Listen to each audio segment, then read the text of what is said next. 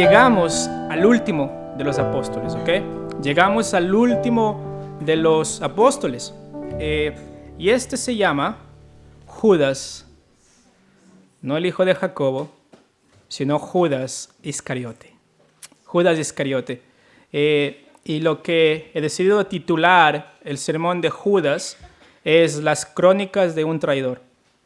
Las crónicas de un traidor. No les prometo terminar hoy día, pero tal vez terminamos el día de hoy con Judas.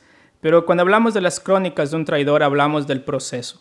Hablamos de la historia de un hombre que tuvo oportunidades y las desaprovechó. Hablamos de un hombre que no todos pensaron o tal vez en su corazón ni se imaginaron que este hombre era el traidor. Pero antes de comenzar y simplemente sumergirnos en la historia de Judas Iscariote, quisiera leerles acerca de este hombre que se llama Benedict Arnold. Tal vez algunos de ustedes lo recuerdan, está en la historia de los Estados Unidos. Y Benedict Arnold era un general del ejército continental durante la Revolución Americana, la guerra de independencia contra los ingleses. Este hombre comenzó como un héroe en la lucha por la independencia de Estados Unidos. Este hombre, Benedict, era un brillante líder militar y fue partícipe de muchas batallas, y no solamente de muchas batallas, sino de muchas victorias, como la batalla de Saratoga, que fue crucial para el éxito de la Revolución Americana. Era un hombre bastante fuerte, un hombre muy importante para el ejército norteamericano. Sin embargo, con el paso del tiempo, mientras la guerra seguía, Benedict Arnold sintió que sus logros no eran debidamente reconocidos y también su estilo de vida lo llevó a sumergirse en problemas financieros y personales. Cuando en febrero de 1777 el Congreso creó 5 nuevos le llaman generales mayores, ¿ok? Gente que va a estar a cargo de toda la guerra, de toda la revolución. Y algo interesante es que Arnold, a pesar de sus logros, a pesar de su capacidad, de su habilidad, fue pasado por alto por muchos de sus subalternos. Él se resintió mucho, ¿ok? Se resintió mucho y estuvo a punto de renunciar. La única persona que pudo convencerle de que se quede fue George Washington. Se quedó por un tiempo más. Pero en medio de sus frustraciones, en medio de su búsqueda de más poder y más riqueza, Arnold comenzó a traicionar en su corazón la causa por la cual él había luchado. Comenzó a sentir que ahora no me están reconociendo y yo creo que no quiero luchar por el ejército americano. Así que a principios de 1779, Arnold hizo propuestas secretas, adivinen a quién, al cuartel general británico. Hizo propuestas secretas y un año más tarde, es decir, 1780, informó a los británicos de que los americanos iban a invadir Canadá. Y en julio de 1780, Arnold esperaba recibir el mando del fuerte de West Point en Nueva York. Y esto sucedió. Le entregaron el mando del fuerte de West Point y a través del contacto británico que se llamaba el mayor John André, en 1780 Arnold planeó entregar West Point a los ingleses. Él los quería traicionar y los iba a traicionar. Y había hecho el plan, habló con los británicos y el precio de la traición era 20,000 libras esterlinas. Es bastante, en 1700 era 20,000 libras esterlinas y un puesto en el ejército británico. El traidor la tenía claro, el traidor tenía el precio y tenía el puesto para traicionar al ejército americano. ¿Qué sucede? El plan fue descubierto cuando este comandante John André fue capturado.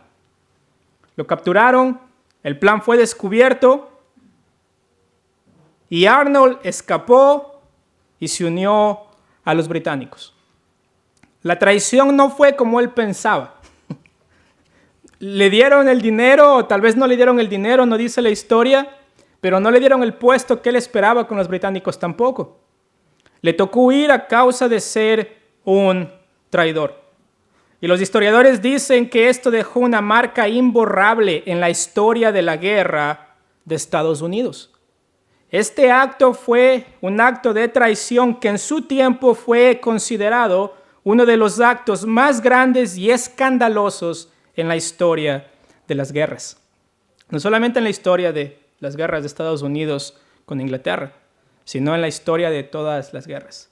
Si ustedes escuchan el nombre de Benedict Arnold, seguramente que alguien que sabe de historia, la primera cosa que va a venir en su mente, ¿cuál va a ser? Traidor. Traidor.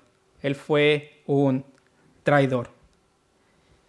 ¿Por qué utilizo esta ilustración? Porque este fue Judas. Judas fue un traidor. ¿Ok? Judas fue un traidor. Y Judas es el epítome del hombre que estuvo con Dios, que caminó con Jesús en la carne, que estuvo presente físicamente con su Señor, pero ese Señor nunca tuvo el corazón de Judas. Una cosa es caminar con el Señor, una cosa es estar presente con el Señor y otra cosa es realmente si ese Señor tiene realmente tu corazón. Y este fue el caso con Judas. Si ustedes recuerdan, el corazón de Judas lo llevó a traicionar a su Señor por 30 monedas de plata. Ese fue el precio. La traición de Judas es recordada en la historia mucho más que la traición de Benedict Arnold. Es mucho más grande y quedó marcada como la más imborrable de la historia de la humanidad. Y ustedes saben esto porque incluso tenemos expresiones que a veces cuando alguien nos da un beso en la mejilla le decimos, me das el beso de Judas, el beso traidor. Hasta ahora no he conocido a alguien que se llame Judas. Tal vez ustedes lo conocen. Pero el nombre Judas quedó en la historia como el nombre del traidor. El nombre del traidor. Y nos dimos cuenta a lo largo de incluso ver los otros 11 que eran igual que Judas. Eran hombres incapaces de llevar a cabo la labor que el Señor les había encargado. Vimos que los 11, así como también como Judas, no eran personas capaces de llevar a cabo la labor que Dios les había encargado, no eran calificados, no eran tan nobles para ser representantes oficiales de Jesucristo. ¿Ok? Los 11 no estaban tan lejos de ser y de realizar la misma cosa que Judas hizo. No estaban lejos porque eran igual de pecadores. Pero la gran diferencia con los 11 que hemos estudiado, la diferencia con Judas, es que los 11 fueron realmente transformados a través de la relación que ellos tuvieron con su Señor. Eso fue la gran diferencia. Los otros 11 utilizaron el tiempo con su Señor Jesús de tal manera que ellos veían al espejo y decían, yo estoy mal. ¿Okay? Yo no soy como debo ser delante del Señor. Yo necesito ser transformado por alguien. Y ellos entendieron que el tiempo de estar con Jesús no era solamente un tiempo de aprender algo en la parte académica, sino era un tiempo de realmente ser transformado por Dios mismo en sus corazones. Y vemos eso con los 11. Vemos estos hombres que fueron transformados, empoderados por el Espíritu Santo de Dios y fueron predicadores, enseñaron la palabra, sanaban, expulsaban demonios. Y si ustedes ven el libro de los Hechos, la mayoría de ellos tiene un récord de ser transformados y de ir creciendo a la imagen de su Señor. Y muchos de ellos dieron su vida a causa de seguir a Cristo Jesús. Hay un récord. Pero con Judas existe un fracaso colosal y monumental. Con Judas la historia es diferente. Con Judas no hay alguien que vemos una transformación, sino más bien a lo largo de la historia, en los evangelios, vemos a alguien que trágicamente se perdió la oportunidad de ser transformado por su Señor al estar físicamente con Él. Esto es impresionante. Esto es lo que hace de la historia de Judas una historia tan oscura. ¿Por qué? Porque se da en el contexto de la luz más brillante que ha existido en esta tierra. La luz de Jesucristo. La luz del Evangelio mismo, la luz del amor de Dios siendo entregado para sacrificarse por los pecados de este hombre. Esa luz es la gloria de Dios mismo brillando en la faz de Jesucristo. Y por eso que debido al resplandor de la persona de Jesús, podemos ver más claramente las tinieblas de ¿quién? Las tinieblas de Judas. Porque comparándolo con los 11, Judas no estaba tan mal. Pero comparándolo con Cristo Jesús, las tinieblas del corazón de Judas, valga esta paradoja, se ven claramente. Se ven claramente. La acción de Judas es la acción más repugnante jamás hecha por un ser humano. Es la traición al Hijo de Dios mismo. Pero algo que quiero que veamos es que Judas tuvo las mismas oportunidades que los 11 para ser transformado por Jesús. Judas caminó el mismo tiempo que los 11 con Jesús. Jesús no tuvo ninguna especie de rechazo hacia Judas en los 3 años que caminó con él, como para que Judas pueda decir, no, a mí Jesús no me quería, no, conmigo Jesús no quiso estar, no, conmigo Jesús realmente no invirtió el tiempo para enseñarme. Vemos que a lo largo de los 3 años, aunque Jesús tiene un grupo más cercano, que yo pienso que son las personas que más cerca quieren estar de Jesús, vemos a este hombre que es mencionado en el último de todas las listas de los apóstoles. Es mencionado último. Y uno dice, ¿por qué es mencionado último? Y yo creo que es mencionado último porque nos demuestra que la última prioridad de Judas era realmente ser transformado por su Señor.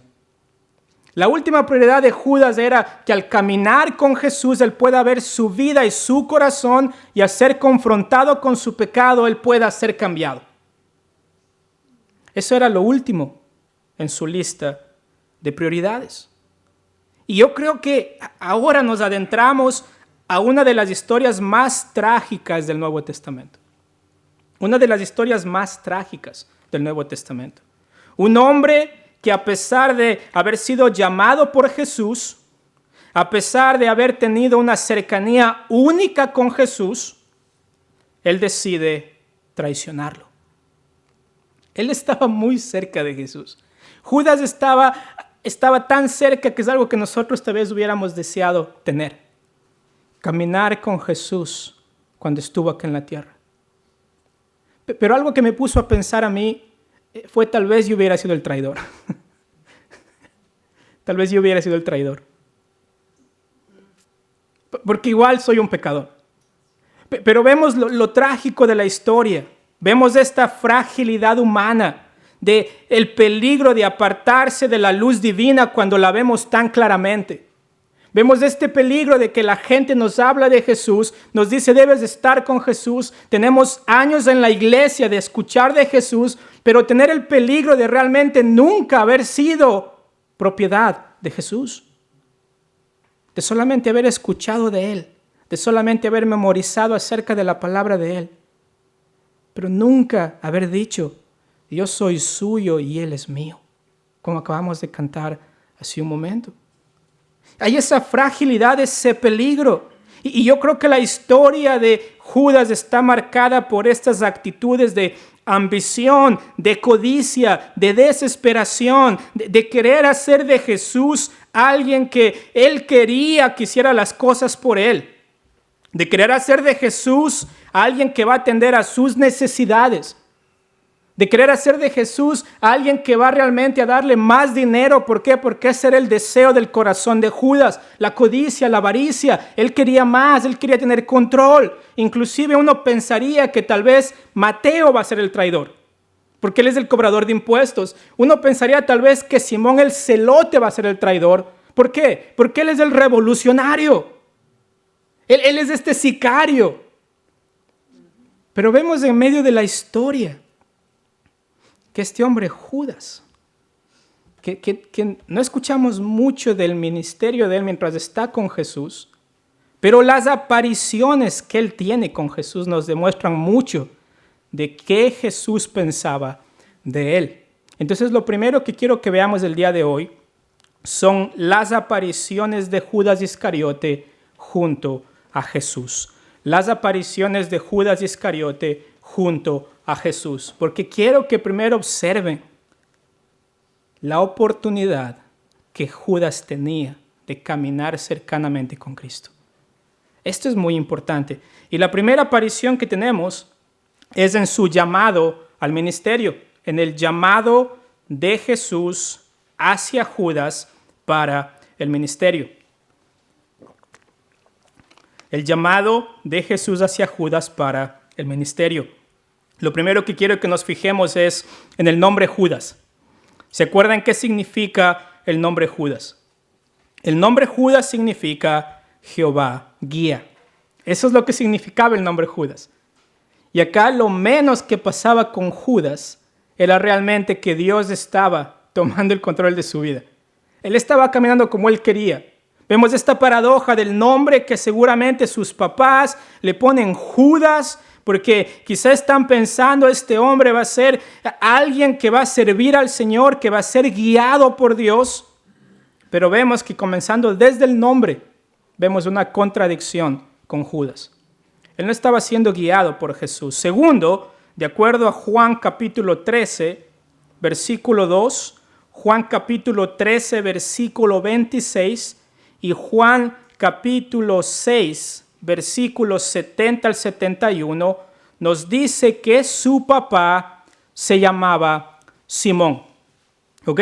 Su papá se llamaba Simón. Si ustedes van a Juan capítulo 6 conmigo, Juan capítulo 6, versículos 70.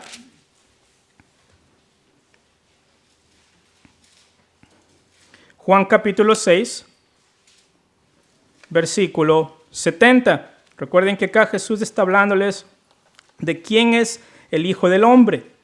Y acá les está hablando acerca de estas palabras que dan vida eterna. Y luego en el versículo 68 de Juan capítulo 6 dice que Pedro le dice, ¿por qué? Porque los discípulos están yéndose. ¿Se acuerdan que les seguía a Jesús multitudes? Y luego Jesús no les da de comer físicamente y la gente se va. Entonces Jesús les pregunta en el versículo 67, ¿dijo entonces Jesús a los 12, ¿queréis acaso iros también vosotros? Y le respondió Simón Pedro, Señor, ¿a quién iremos? Tú tienes palabras de vida eterna. Y nosotros hemos creído y conocemos que tú eres el Cristo, el Hijo del Dios viviente. Y Jesús le respondió, ¿no os he escogido yo a vosotros los 12? Y uno de vosotros es diablo. Y acá Juan va a elaborar con su comentario y dice, hablaba de Judas Iscariote, hijo de Simón, porque este era el que le iba a entregar y era uno de los 12. ¿Ok? Su padre se llamaba Simón. Pero algo que quiero que vean también es que en cada mención de Judas, los evangelistas se aseguran que recordamos que él era el traidor. Esto es triste. Esto es triste. Porque imagínense cada vez que se mencione su nombre que se recuerde que ustedes fueron un traidor. Esa fue la historia de Judas. Esa fue la historia de Judas. Eso fue lo que se sabe quién es su papá, sí, Simón, pero al lado de decir su papá era Simón, se sabe que este estaba guiado por el diablo, hablando de Judas, y que no solamente eso, sino que él fue el que le entregó, y no solamente eso, sino que él era uno de los 12. Estuvo cerca de Jesús. También nos dice que él era nativo de un pueblo llamado Keriot o Cariot. Por eso se llama Judas Iscariote. Iscariote está definiendo el pueblo del cual él venía. Entonces tenemos el nombre, Jehová guía. Tenemos su papá que se llama Simón. No sabemos mucho de su papá. Tenemos tercero la ciudad de la cual él venía, que se llama Keriot. Y lo interesante acerca de Keriot y lo interesante acerca de Judas es que Judas es el único apóstol que no venía de Galilea. ¿Ok? Judas es el único apóstol que no venía de Galilea. ¿Por qué es interesante esto? Los autores no nos dicen por qué específicamente mencionan la ciudad y nos están hablando de Keriot. No creo que hay ninguna conexión ahí. Hay una ciudad en el Antiguo Testamento que se menciona en Josué capítulo 15, versículo 25, pero yo creo que simplemente nos está localizando en la geografía de dónde venía Judas. Pero algo que vemos es que Judas no estaba en contacto con los otros apóstoles. No sabemos de la vida espiritual de Judas previo al llamado de Jesús. No sabemos si estuvo en la sinagoga, no sabemos realmente si su familia le crió en el temor del Señor, no nos dice nada de que su papá seguía a Jesús o que su mamá seguía a Jesús. Entonces tal vez podemos deducir que Judas era una persona que realmente no estaba cerca de su Señor, aún antes de su llamado. ¿Ok? No estaba cerca de su Señor aún antes de su llamado para ser apóstol. ¿Por qué es interesante esto? Porque aún así Cristo lo llama. ¿Ok? Aún así Cristo lo llama. Con los otros apóstoles vemos que existía esa relación con Juan el Bautista, vemos que existe esa relación con la sinagoga, se llevaban entre Pedro y Andrés, Jacobo, Juan, trabajaban juntos, conversaban juntos. Andrés va y trae a Pedro, Juan va y trae a Jacobo, se conocen con Felipe, todos están de alguna manera esperando al Mesías, todos de alguna manera están con esa expectativa de que, hey, ese es el Cordero de Dios que quita el pecado del mundo, pero con Judas no vemos esa expectativa. Vemos a un hombre que está desconectado. Pero lo interesante es que aún así Jesús lo llama. Qué impresionante. Y algo que quiero que veamos nosotros, mis hermanos, en cuanto al llamado de Jesús a Judas, es la misericordia de Jesús por la vida de Judas. La misericordia de Jesús por la vida de Judas. Porque la primera vez que se menciona el nombre Judas, se lo menciona en su elección de apóstol. Esa es la primera vez que se menciona el nombre de Judas. En Mateo 10:4, en Marcos capítulo 3:19 y en Lucas capítulo 6, versículo 16. Ahí se menciona el nombre de Judas. Se lo menciona en conexión con el llamado de Jesús. Y quiero que observemos la misericordia de Jesús al llamar a alguien que realmente no sabemos la historia de este hombre. Y al pasar de los años más bien nos damos cuenta que este hombre no quería estar con Jesús. Que este hombre rechazaba la compañía de Jesús. Que este hombre quería usar la persona de Jesús para su propio beneficio.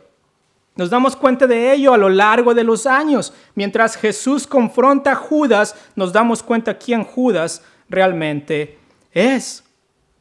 Y acá John Stott en su libro dice lo siguiente.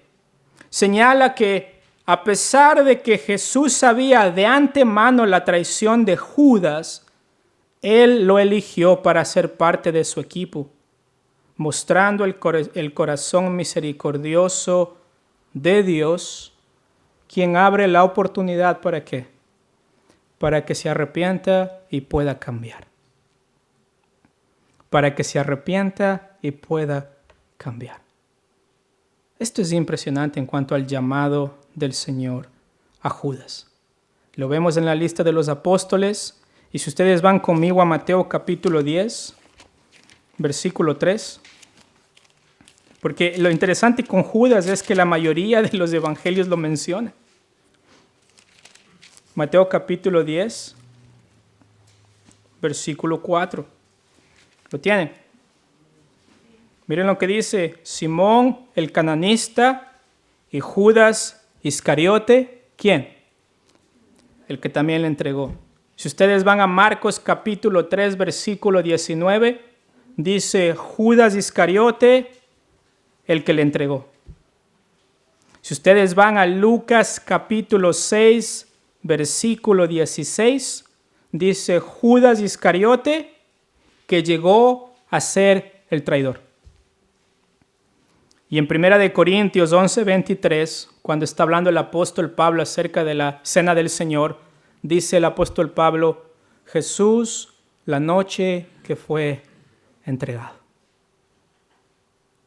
Mis hermanos, Jesús abrió la oportunidad a Judas para que él venga a él buscando transformación.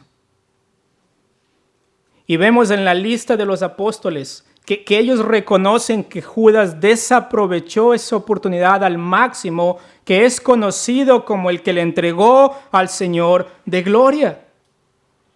Esto es impresionante, pero no se olviden de la misericordia del que llama. El que le llama y le pide que sea su apóstol, su discípulo, el que le llama para que esté cerca de él. Y lo que me preocupa a mí, mis hermanos, de esta mañana es que muchos de nosotros pensamos que el traidor se encuentra afuera de estas cuatro paredes. Pero los apóstoles nos demuestran que el traidor normalmente está cerca de casa. Que el traidor normalmente aparenta estar con Jesús, aparenta caminar con Jesús, pero sus motivaciones son totalmente equivocadas. Y yo creo que esa pregunta, vamos a ver esa pregunta de la última cena, pero esa pregunta de Jesús diciendo: alguien me va a traicionar, y los apóstoles diciendo: ¿acaso seré yo? ¿Seré yo? Pero mis hermanos, necesitamos tener cuidado. Porque hay un peligro de que nosotros, estando aquí en la iglesia todo el tiempo, pensemos que estamos cerca de Jesús, pero lo único que estamos haciendo es caminando al lado de los que están caminando realmente con Jesús. Pensamos que estamos yendo al cielo con todos los hermanos, pero realmente nunca hemos entregado nuestra vida al Señor. Nuestro corazón no es del Señor, y pensamos que porque tal hermano dice que va al cielo porque tiene fe, yo también la agarro del pie. O sea, si le veo, yo me lo agarro del pie y no lo suelto. Mis hermanos, así no funciona. Y con Judas nos damos cuenta que hay un peligro, no afuera, sino adentro, de vivir engañados. Y vemos con Judas que no fue un mes, 2 meses. ¿Fueron cuánto? 3 años que el Señor le dio la oportunidad a Judas de realmente hacer caso al llamado, no solamente de ser apóstol, sino realmente al llamado de salvación, de ser un hijo de Dios. Y Judas tuvo el mejor maestro, Judas tuvo los mejores compañeros de clase. Judas tuvo la mejor experiencia ministerial que alguien podría tener, y aún así se perdió el ser un seguidor verdadero de Cristo Jesús. Es un peligro, es un peligro. Y mis hermanos, no podemos pasar por alto este peligro. No podemos simplemente engañarnos. Necesitamos realmente venir delante del Señor y realmente decirle: Señor, por favor, yo quiero caminar contigo. Yo quiero que transformes mi corazón, Señor.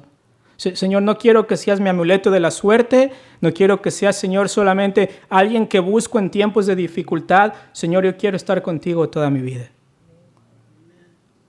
Y mis hermanos, eso viene a través de la fe en el sacrificio de Cristo Jesús en la cruz. Judas no entendió eso. Judas lo ve morir a Jesús y luego vamos a ver lo que pasa con él. Pero vemos que Cristo dio su vida. Dio su vida para poder perdonar a estos pecadores. Pero Judas se lo perdió. Judas se perdió y estaba ahí. Pasó con él al frente. Él fue el que le entregó y aún así se lo perdió. Mis hermanos, ¿cuánto más nosotros? Necesitamos tener cuidado de no confundir el hecho de estar con las personas que hablan de Jesús a realmente estar en una relación íntima con Jesús. Son dos cosas muy diferentes. Segundo, la segunda aparición, no solamente en el llamado, sino también lo vemos en la última cena. En la última cena vemos cómo Jesús trata con Judas. La segunda gran aparición de Judas es junto a Jesús en la última cena. Este es un acto solemne. Es Jesús presentando el nuevo pacto a sus discípulos. Es Jesús diciéndoles, este es mi cuerpo que por vosotros es ofrecido. Esta es mi sangre que por vosotros es ofrecida. Y este cuerpo y esta sangre es la muestra del nuevo pacto, es el sello del nuevo pacto. Y vemos Jesús presentando esa realidad a los apóstoles que habían esperado por mucho tiempo, que lo habían leído en Jeremías, lo habían leído en Ezequiel, habían escuchado las promesas hechas a sus padres. Y ahora vemos que Jesús se sienta con ellos y quiere comer con ellos una vez más antes de morir. Y en ese contexto también está ¿quién?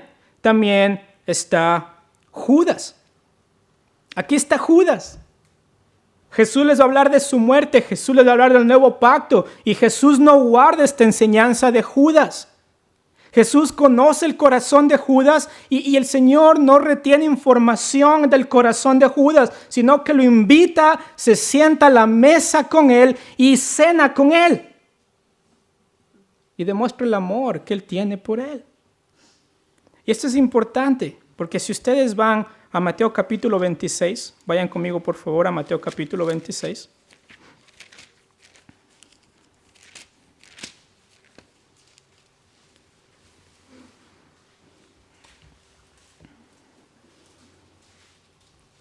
Miren lo que dice el versículo 20. Y esto de la Santa Cena es interesante, pero lo mencionan los 4 evangelios, ¿ok? Tienen en Mateo 26, Marcos 14, Lucas 22 y Juan capítulo 13. Miren lo que dice acá, Mateo capítulo 26, versículo 20. Cuando llegó la noche, se sentó a la mesa con los 12. Qué hermosa realidad, Jesús no rechazando a Judas. Y dice acá, y mientras comían, dijo, acá viene Jesús, imagínense, están disfrutando de la comida, del pan, del vino, están disfrutando absolutamente de todo lo que implicaba el cenar con su Señor. Y les dice Jesús, de cierto os digo que uno de vosotros me va a entregar. Yo me imagino que algunos estaban y se quedan con la boca abierta. Algunos tal vez tenían el pan en la boca y se quedan con la boca abierta. ¿Uno de los 12? Tal vez los fariseos sí. Los saduceos, sí, pero uno de los que está sentado en esta mesa, Señor, que estamos tan cerca, que estamos tan vulnerables, estamos sentados en el piso, estamos participando del mismo plato, estamos tomando del mismo vaso, estamos en una comunión tan, pero tan íntima entre nosotros y uno de nosotros va a traicionarte.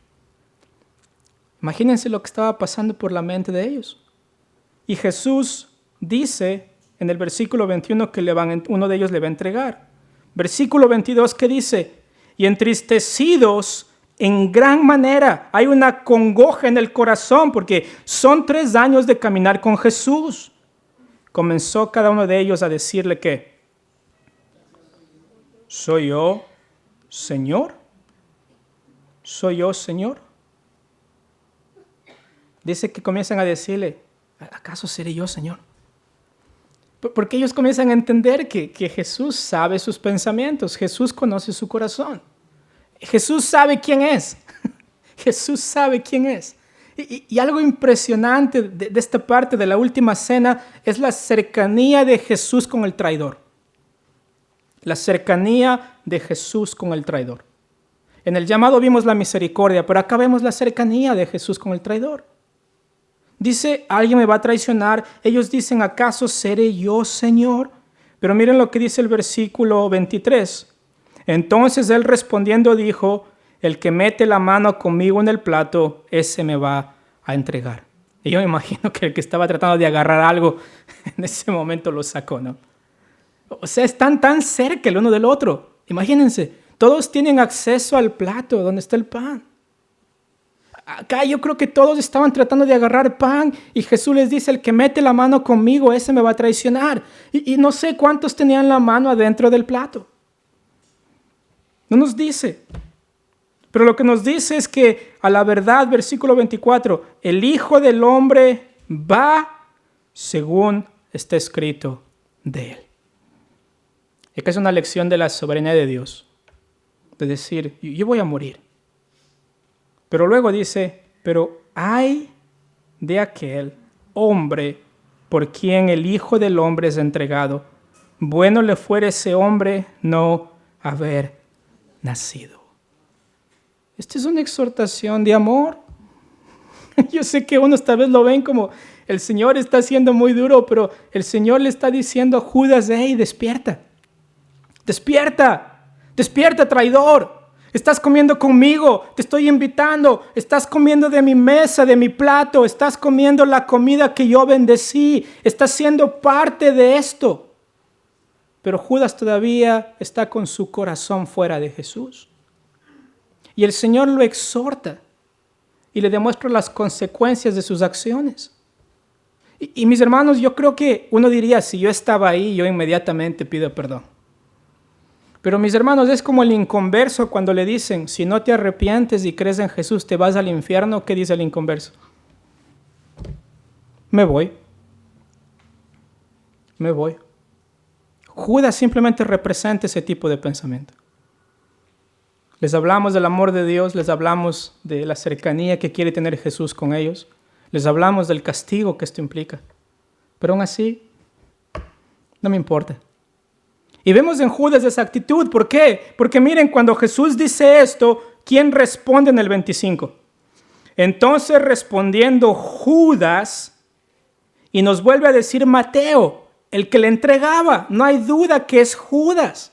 Es algo obvio. Pero acá miren la respuesta de Judas. ¿Soy yo? ¿Qué le dice acá? Rabí, maestro. ¿Cuál es la diferencia que ustedes ven con los 11 acá? Ellos dicen, ¿soy yo, Señor? Le reconocen como Dios a Jesús. Le reconocen como su Señor. Pero Judas dice, ¿acaso soy yo maestro de la ley? ¿Acaso soy yo profesor? Si ven la perspectiva que tenía Judas de Jesús, solamente alguien que podía enseñarle las verdades, alguien que podía hablar bonito, alguien que podría enseñar algunas cosas morales que me sirven para la vida. Pero para Judas no veía a Jesús como su Señor y su Salvador. Y eso lo vemos en una expresión tan simple como decir, ¿acaso soy yo maestro? ¿Maestro? Y la pregunta es la misma.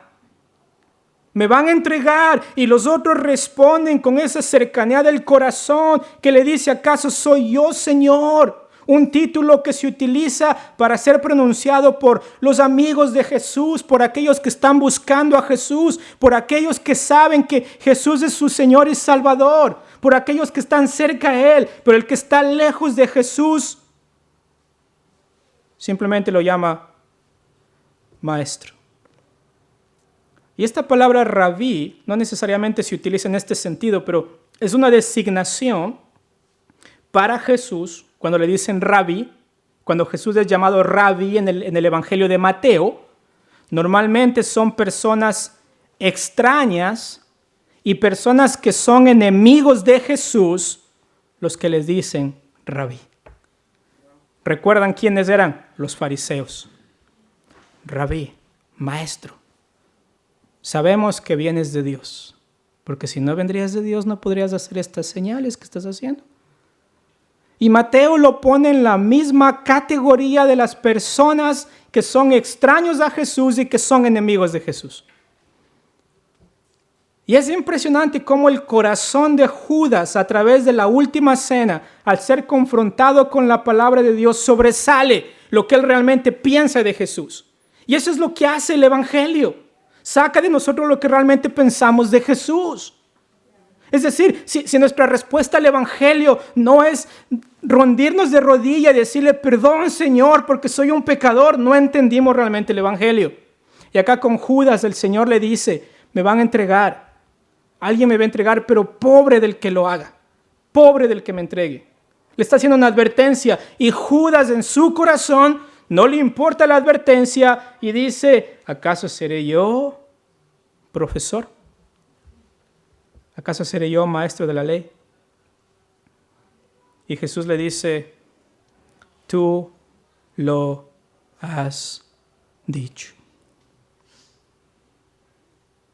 Es increíble como dice tanto en Mateo 26, Marcos 14 y Lucas 22, bien le hubiera sido aquel hombre que no hubiera nacido. ¡Wow!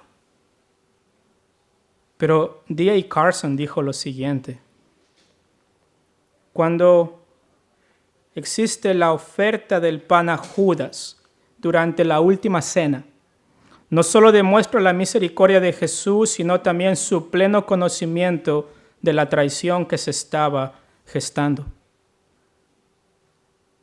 Jesús, al ofrecer el pan, le da a Judas una oportunidad para arrepentirse, pero Judas opta por seguir su camino de traición. Mis hermanos, ¿cuántas veces el inconverso no tiene la oportunidad de arrepentirse?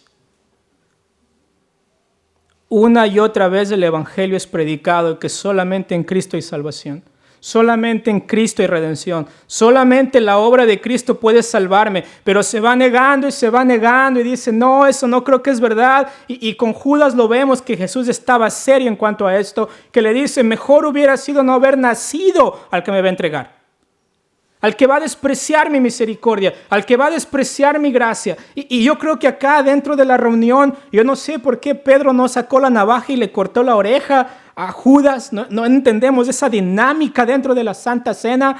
Tal vez fue una conversación de Jesús con Judas, o tal vez esta acción era tan horripilante para la vida de los apóstoles que no podían creer que alguien cercano a ellos, que caminó por 3 años, sea el traidor. No podían creer. Sea cual sea la situación, vemos que el Señor hace esto para decirle a Judas, estás yendo por el camino incorrecto. Necesitas dar una vuelta de 180 grados.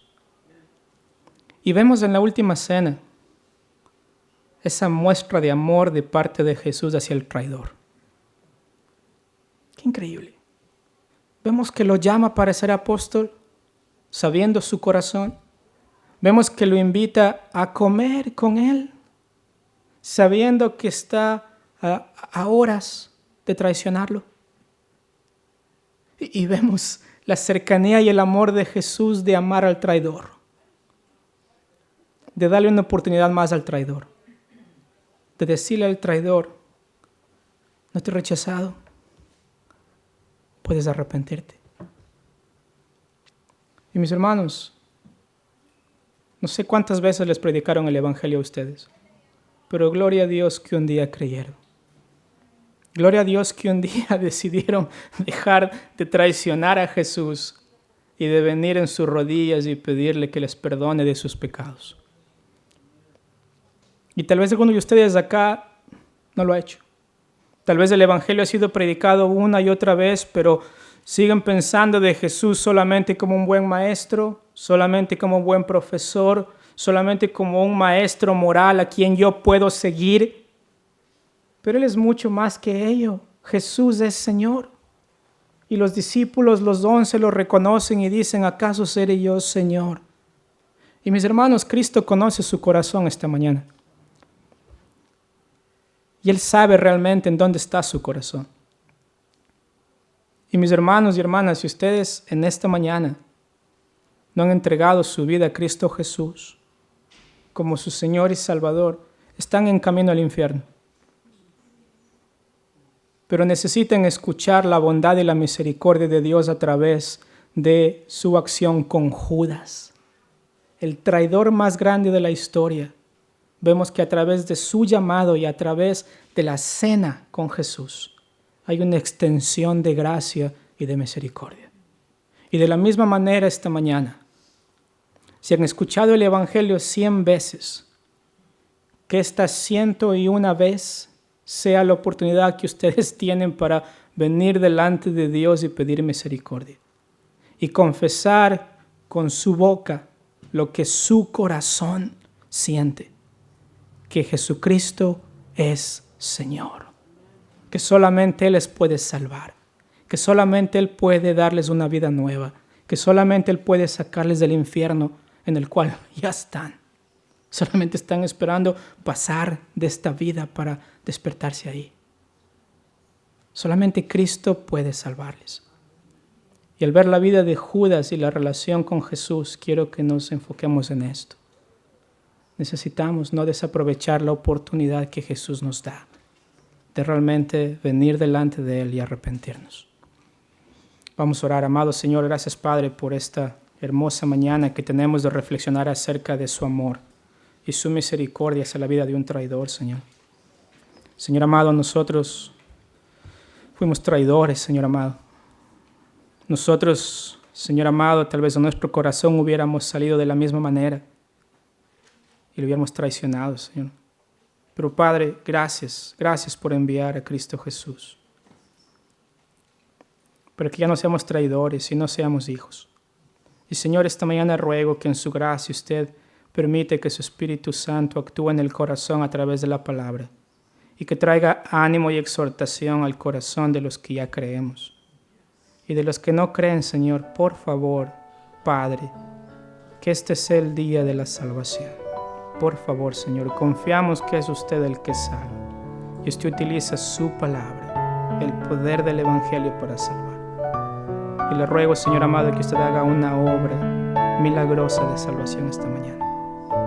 En el nombre de Cristo Jesús. Amén. Amén.